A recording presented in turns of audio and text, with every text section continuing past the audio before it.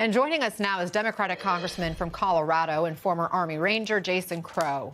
Congressman, thanks for being here. We just played some of what Mayor Bowser said about crime falling in Washington. 20 days into this federal takeover, carjackings have dropped 87% from the same period last year. Overall crime is down 15%. What do those results tell you? Well, there's a couple of things happening here. Number one, crime has been going down in the District of Columbia for some time now. Number two, the states that these National Guards men and women are coming from, if you look at the cities within those states, there's over 40 cities in those states that have higher crime rates than in Washington, D.C.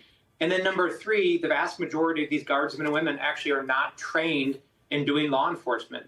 They're being put into a terrible situation, and to see these images of these guardsmen and women who are trained combat soldiers in many places, in many instances, picking up trash, taking pictures of tourists. We are abusing them, we're abusing their time, and we're disparaging their service. So all of this leads me to one conclusion, and that is Donald Trump is not trying to address crime. He's simply trying to project power and show power, which is a deeply disturbing trend.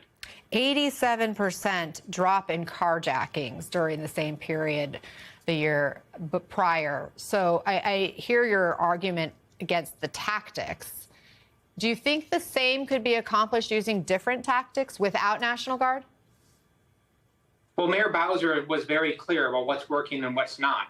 What doesn't work is taking National Guardsmen and women from different states that don't know the community, don't know the streets, have no relationship, and have no training, and simply put them there with trash bags in their hands picking up trash on the corner. What does work is having better trained police, having more police in some instances, restoring community trust, and having the prosecutors and public defenders and the support services that actually prevent crime and get to the root causes of crime.